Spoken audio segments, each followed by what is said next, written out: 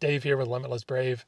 For the past 16 years, I've been mentoring men to help them shift their mindsets so they can shift their world, helping them with their dating lives, their marriages, their divorces, their businesses and careers, as well as living an awesome lifestyle. And of course, everybody's favorite, making more money.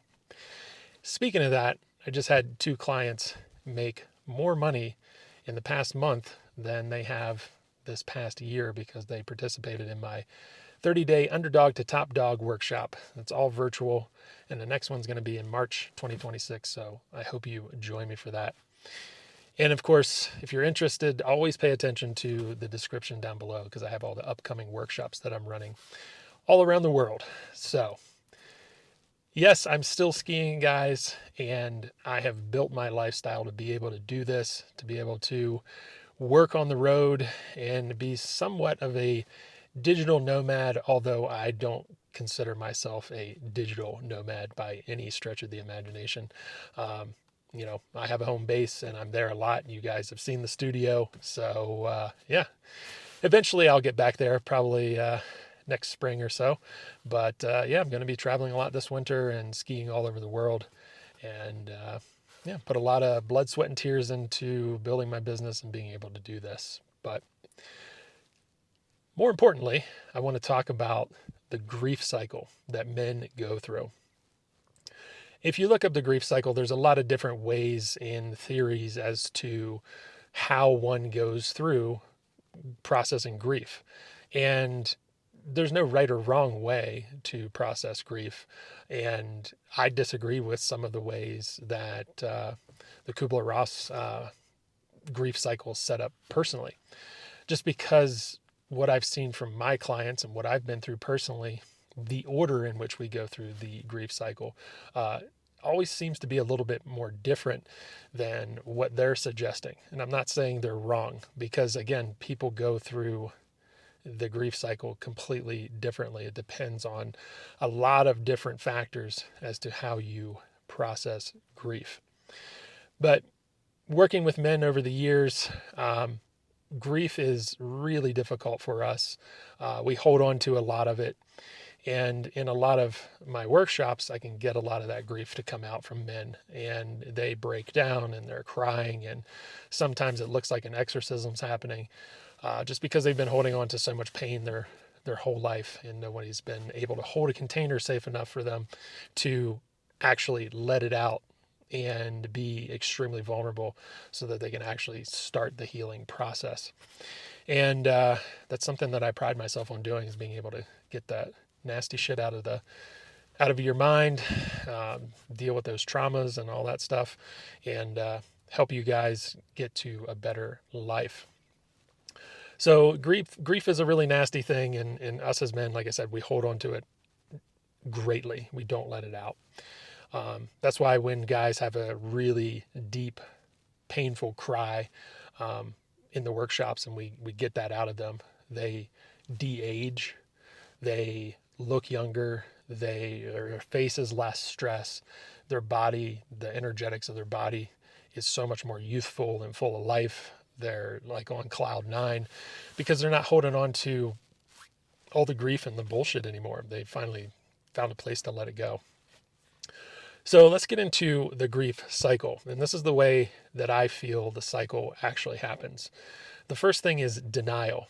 Anytime that we're being challenged with something we don't want to accept or is painful to accept emotionally, we want to deny it at first, that this isn't happening. It's not happening to us.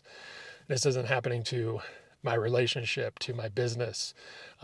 This didn't happen to all the money that I just made and lost. This didn't happen to, my best friend that just got killed, whatever it may be. We want to deny the thing that happened. And that's the number one step in the grief cycle, is going through the denial process and trying to make sense of what we believed was true about something. And in most cases it was true, but we've just been betrayed, or something was just ripped away from us without explanation. And the brain has a big gap there now. And we want to deny that the thing that was filling it is still there. And that's where the denial comes in. We want to, I said that wrong. We want to deny that the gap is there, and we want to fill it with what we know. And unfortunately, we get stuck in the denial process a little bit because of the belief system. Like, this thing was there, now it's gone. We were deeply and emotionally in love, and now it's not happening. We were feeling comfortable and solid in our finances, and now we're broke. And we were just hanging out with our best friend yesterday, and now he's dead. That is where the denial comes in. We don't want to accept the fact that these things just happen to us. And so that's the first step. And then we get into, this is more for relationships, the bargaining step, where we want to bargain and change our ways and try to make deals with the people that we were with, friends, lovers, business partners, whatever it may be. We get into the stages where we want to bargain to try to change and rectify and correct what was wrong and what caused the grief to start happening. It's always due to loss for the most part. So bargaining is the second step. And then we go into a depression. This is because we're now starting to accept the denial. We've accepted that we've tried to bargain, and things just aren't working. And I don't even technically believe that acceptance is a correct word I should be using there. The depression is the compounding effect of the denial and the bargaining not working, actually. And that's when we slip into the depression. The emotional overwhelm has been so intense that we just shut down, and we can't handle what's actually coming, to be true. Got through the denial phase, tried bargaining, wasn't working. We've given up now. We're kind of quitting just because of all the emotional overwhelm. And that leads ultimately to the fourth step, which is anger. And this is kind of the first part of the healing step, is getting angry at someone that betrayed us, a business partner that did a bum deal or lied to us, a family member doing something shady behind our back, whatever it may be. When we're getting angry at what has caused the grief to happen, that's when we're starting to heal. That anger is a resurgence of energy, a resurgence of power. We've put all the pieces together. We see what is true and what's been a lie, and we're allowed to now get angry at these people or that situation. And that's part of the healing process. It's building us back up when we're getting angry. So, if you're angry when it comes to the grief cycle, you've been through something really shitty, and you're really kind of getting pissed off at the person, you really hate them, you want to lash out at them, that is part of the healing process now. And you kind of have to be careful in this stage so that you don't go do something stupid and get yourself in trouble because of the anger.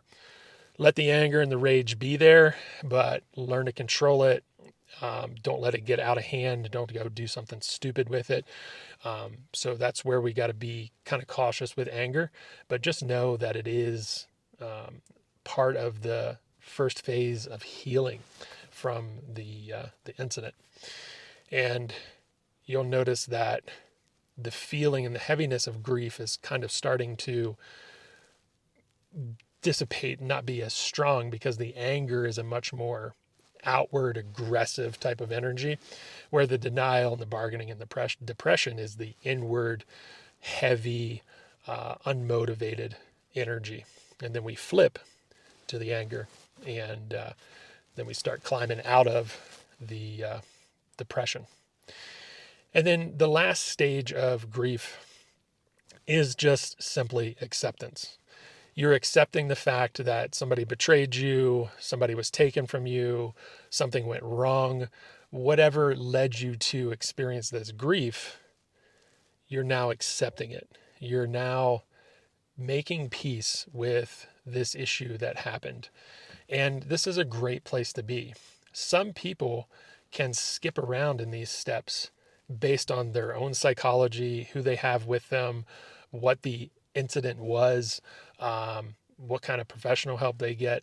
They can skip some of these steps sometimes, but not all the time. You're going to go through all the steps. Some steps may be more painful than the other steps, but once you get to acceptance, once you start accepting the fact that this horrible thing happened, or someone was taken from you, or somebody left you, or somebody did something to betray you, once you start accepting that, that's when you're starting to become free of the grief. You no longer feel powerless. You're feeling much more empowered at this point. So acceptance is the final stage when it comes to the grief cycle. And, I work with, like I said, a lot of men, and it's really difficult for them to get to the acceptance stage. But once they do, they are just off to the races, doing very, very well. And yeah, guys, if you're struggling after a breakup or a bum deal, or you've lost someone, the grief cycle is something to look at. And of course, you can always come work with me, and be happy to help you out, help you through this. It's not a pleasant experience, unfortunately, guys, and it can take much longer than you realize, because a lot of people don't know how to detach from something very quickly. It's not an easy thing to do. It takes a lot of practice, and you feel almost a little weird when you detach very quickly, because you feel like the thing that you were feeling toward that person or that experience might not be as powerful as you thought it was. But you also have to accept the fact that you have learned how to quickly get yourself out of attachment and into acceptance, and get on with your life and live life, because we're only here for a short amount of time. And the more we hold on to things, the more we let things eat us alive inside, the less we live a high quality life. And guys, I've been through this grief cycle many times, been in a lot of pain, and it sucks, but you will get through it, and build a really good counsel around you, good friends, family, good therapists, good coaches, mentors, pastor. Build a good counsel, a war council, we'll say, around you, so that you always have someone there to pick you up when you don't feel like you can keep going. And that's how you're going to get through the grief cycle extremely fast. Hope that helped you out, guys. Again, check out the workshops down below, and I look forward to seeing you one day and working with you and getting you through to that next level. All right, guys, take care.